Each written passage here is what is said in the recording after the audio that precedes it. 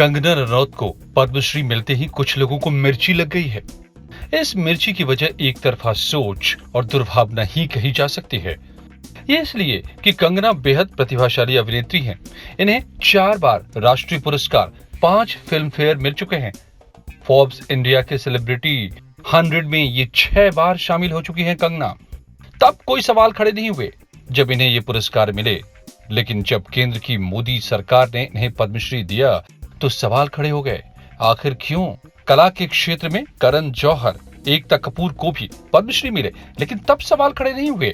दोस्तों, एक कलाकार के नाते मुझे बहुत ज्यादा सम्मान, प्यार, एक्नॉलेजमेंट, पुरस्कार बहुत मिले हैं, लेकिन आज पहली बार लाइफ में मुझे एक नागरिक होने के नाते, एक आदर्श नागरिक होने के नाते पुरस्कार मिला है, पद्मश्री, इस देश से, इस गवर्नमेंट से, और मैं आभारी हूँ। जब मैंने अपना करियर शुरू किया था छोटी उम्र में, तो काफ़ी लंबे समय तक मुझे सफलता नहीं मिली। 8-10 सालों बाद जब मुझे सफलता मिली तो मैंने उस सफलता का मज़ा न लेते हुए जिन चीज़ों पे काम करना शुरू किया, कई तरह के जो फेयरनेस प्रोडक्ट्स हैं उनको मना किया, उनका बहिष्कार किया, आइटम नंबर्स का बहिष्कार किया, बड़े बड़े हीरो की फिल्मों में, बड़े बड़े प्रोडक्शन हाउसेस में काम करने से मना कर दिया। बहुत सारा दुश्मन भी बनाए, पैसे से ज़्यादा दुश्मन बनाए। और फिर जब और ज़्यादा जागरूकता आई देश को लेके, तो देश को तोड़ने वाली शक्तियाँ, फिर चाहे वो जिहादी हो या खालिस्तानी हो या दुश्मन देश हो, उनके खिलाफ आवाज उठाई। और ना जाने कितने केसेस अभी भी मुझ पर हैं। और अक्सर लोग मुझे पूछते हैं कि क्या मिलता है ये सब करके, क्यों करती हो, क्यों ये सब करती रहती हो, तुम्हारा काम नहीं है। तो उन लोगों का आज मुझे ये जवाब मिला है कि ये पद्मश्री के रूप पे जो मुझे सम्मान मिला है, ये बहुत लोगों के मुंह बंद करेगा। तो बहुत दिल से मैं इस देश का धन्यवाद करती हूँ। जय हिंद। मिर्ची का कारण यही समझ में आता है कि भारतीय संविधान द्वारा दिए गए अभिव्यक्ति की स्वतंत्रता का ये इस्तेमाल करती हैं। जहां गलत लगता है आवाज उठाती हैं, और इसी के कारण कुछ लोगों के निशाने पर कंगना रनौत रहती हैं। पद्मश्री की घोषणा आज नहीं बल्कि काफी पहले हो चुकी है, और नियम के अनुसार कसौटी पर खरे उतरने वाले सभी नागरिकों को ये मिले हैं। हर वर्ग और हर समुदाय को मिले हैं। लोग चर्चा कर रहे हैं कि सोनू सूद को ये पुरस्कार मिलना चाहिए था, और इस तरह की चर्चा हर बार हो जाती है कि फलाने को क्यों नहीं मिला। लेकिन ये चर्चा आज मुखर है, घोषणा के वक्त नहीं। घोषणा के समय क्यों नहीं, ये आप समझ सकते हैं। तब तक तो कुछ खास लोगों के लिए प्रिय नहीं थे। हम आपको कंगना से जुड़े तमाम बातों की ओर आज लेकर चल रहे हैं। याद कीजिए, कंगना वही आम लड़की है जिसने बहुत शुरू में ये स्वीकारने में झिझक महसूस नहीं की कि उसे धाराप्रवाह अंग्रेजी नहीं बोल पाने के कारण समस्या हो रही है, लेकिन उसने इस चुनौती को भी स्वीकार किया। व्यक्तिगत जीवन के संबंधों के बावजूद साथी इनसे कहीं पीछे छूट गए, लेकिन उन्होंने मेहनत के बल पर अपना मुकाम हासिल किया और किसी की लल्लू चप्पो भी नहीं की। दोस्तों, कंगना ने एक बार इंटरव्यू में कहा था कि वो स्टारडम में नहीं बल्कि सामान्य लोगों की तरह जीवन चाहती हैं। पेटा ने इन्हें 2013 में एक पोल सर्वे में भारत का सबसे हॉटेस्ट वेजिटेरियन कहा था, लेकिन आलोचकों को ये गुण नहीं दिख सकते। कंगना ने सन 2017 में ही एक चैट शो में नेपोटिज्म यानी कि भाई भतीजावाद को लेकर करण जौहर पर निशाना साधा था। करण को भी पद्मश्री मिले, तो सरकार अगर केवल अपने जैसे लोगों को पुरस्कार देती है तो कंगना के निशाने पर रहने वाले करण जौहर को पुरस्कार क्यों दिया? कंगना के 2017 के इस बयान का अपना एक अलग दर्द है। जहां दूर दराज से आया कलाकार जल्दी बॉलीवुड में मुकाम हासिल नहीं कर पाता। सुशांत सिंह राजपूत की मौत के बाद भी कई बयान चर्चा में रहे। अधिकतम लोग विवाद में ना पड़े इसलिए चुप रहे, और कंगना इस मुद्दे पर बोलने के कारण विरोधियों के निशाने पर आ गई, और खासकर राजनीतिक निशाने पर। इसके बाद तो ऐसा हुआ कि ऑफिस तक को तोड़ डाला गया। कंगना को जहां दिल करता है उस पर वो बोलती हैं। उन्होंने कर्नाटक की ट्रांसजेंडर मुजम्मा जोगाती को भी पद्मश्री मिलने पर स्वागत किया और कहा कि राष्ट्रवाद जेंडर और धर्म नहीं देखता। आप बताइए कंगना ने क्या गलत कहा, लेकिन लोगों को इस बात पर भी मिर्ची लग गई। मिर्ची वालों ने कह दिया कि सरकार LGBTQ समुदाय के लोगों को मोहरे के तौर पर इस्तेमाल कर रही है। अब बताइए इस बात का क्या जवाब है? सुशांत सिंह राजपूत वाले मामले पर कंगना महाराष्ट्र सरकार के निशाने पर आ गई थी।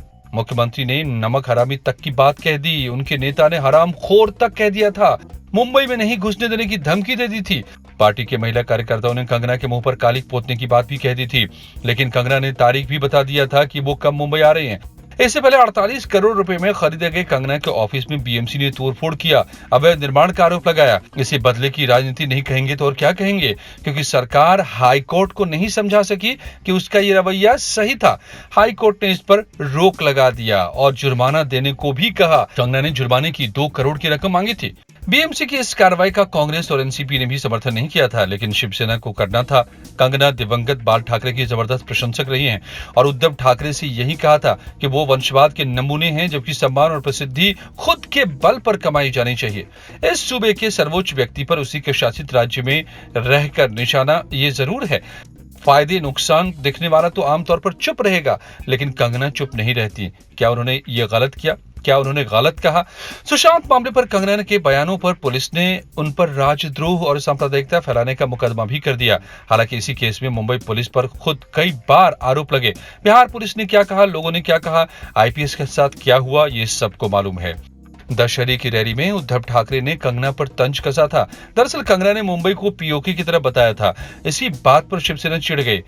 आप जानते हैं कि पीओके पाकिस्तान में है, लेकिन इसे भारत अपनी भूमि होने का दावा करता है। कंगना ने मुंबई को कराची या इस्लामाबाद नहीं कहा था, पीओके कहा, यानी कि ऐसे लोगों पर व्यंग जो भारत भूमि पर पाकिस्तान की शासन करना चाहते हैं। इसी को लेकर मुंबई को मिनी पाकिस्तान समझा गया और कहा गया कि क्या अहमदाबाद को भी कंगना ऐसा कह सकती है। ड्रग का मामला सुर्खियों में रहा था। मुंबई में अभी आर्यन खान का मामला चल रहा है और सुशांत केस के समय ये सुर्खियों में था। इस पर उद्धव ठाकरे ने इशारों में हिमाचल में गांजे की खेती की बात कही थी और इस पर भी कंगना ने पलटवार किया था और कहा था कि हिमाचल में शालीन और दयालु किस्म के लोग हैं।